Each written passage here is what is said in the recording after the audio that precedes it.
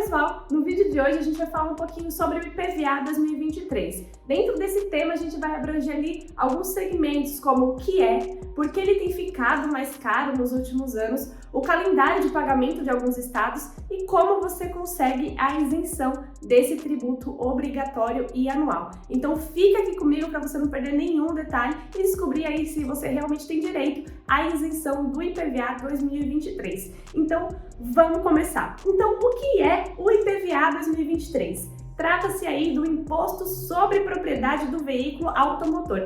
É isso aí que essa sigla significa, né? Ou seja, todo proprietário do veículo registrado aqui em território nacional é obrigado a pagar todo ano este imposto. Como que é calculado esse imposto? Em cada estado ele tem uma alíquota diferente, tá bom? É um percentual sobre o valor do veículo.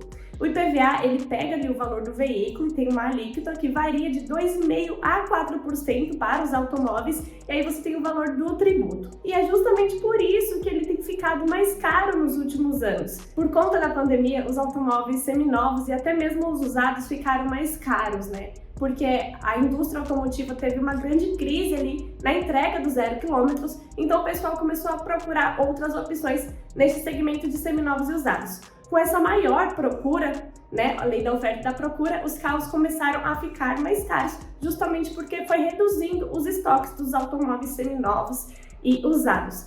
Para método de comparação, aqui em São Paulo, né, a maior cidade da América Latina e também com a maior concentração de automóveis do país, o segmento teve uma variação para cima de 10,7% de acordo com a tabela FIPE. Se há uma variação no preço do automóvel, vai ver ali também uma variação no preço ali do tributo, tá? Do IPVA.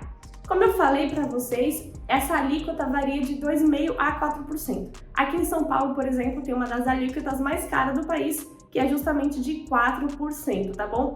E quando que esse valor do carro é calculado, já que sempre há uma variação de preço? O cálculo sempre acontece no mês de setembro do ano anterior, ou seja, para você calcular o IPVA 2023 que você vai pagar, você tem que considerar o preço do automóvel em setembro de 2022 multiplicado pela alíquota do seu estado, entendeu? Então, assim você consegue ter uma noção de quanto você vai ter que pagar aí de imposto. Então, justamente por isso o IPVA tem ficado mais caro nos últimos anos, porque houve uma valorização ali no segmento de automóveis, tá? Tradicionalmente, se você tem carro há muitos anos, você sabe que de acordo com o tempo vai passando ali os anos, os carros vão ficando mais desvalorizados e, consequentemente, o IPVA era um pouquinho mais barato a cada ano. Só que de 2020 para 2021, 21 para 2022 e 2022 para 2023 não foi isso que aconteceu e isso tem impactado e muito o bolso do consumidor brasileiro. Então agora vamos falar um pouquinho do calendário de pagamento de alguns estados aqui do país. Em São Paulo, o Imposto sobre Propriedade de Veículo Automotor de 2023 já tem calendário de pagamento iniciado na data de hoje, 11 de janeiro, tá bom? Nesse caso, você vai poder parcelar de duas formas, ou à vista, com desconto de 3%, ou em até 5 vezes sem juros, tá bom? Entre janeiro e maio. O dia exato do calendário de pagamento varia de acordo com o final da placa, que vai do dia, em janeiro, por exemplo, ela vai do dia 11 ao dia 24, dependendo aí do final da placa do seu automóvel. Já em Minas Gerais, o calendário de pagamento do imposto vai iniciar somente em março, justamente, né, para uma estratégia aí para facilitar a vida do contribuinte, que no início de ano já tem vários outros pagamentos aí, né, para se programar. Então, o IPVA em Minas Gerais vai ter início do primeiro pagamento em março. Lá você também vai poder pagar à vista em março com desconto de 3% também, ou parcelado em até 3 vezes, entre março, abril e maio. O mesmo esquema é referente ao dia de pagamento, que varia de acordo com o final da placa. No estado mineiro, também você deve acrescentar aí um desconto de 3% caso você seja um bom pagador. Se você tem sido um bom contribuinte nos 2 últimos anos, você também vai ter um desconto a mais aí de 3%, que somados dá um total aí de 6% de desconto em cima do IPVA 2023 do seu automóvel. Já no Rio de Janeiro, o IPVA 2023 também vai poder ser pago à vista, com início em janeiro, ou em 3 vezes, entre janeiro, fevereiro e março, também com descontinho de 3% para pagamento à vista. Duas ressalvas nesse tópico sobre calendário de pagamento. O primeiro é que várias empresas privadas, tá bom, oferecem o pagamento do IPVA 2023 de forma mais acessível, mais parcelada, né? Parcelados de até 10 ou 12 vezes com ou sem juros. Mas aí tratam-se de empresas privadas que oferecem esse serviço, tá bom? Aí se você quiser, se você tiver interesse, você pode contratar, fazer esse pagamento através delas.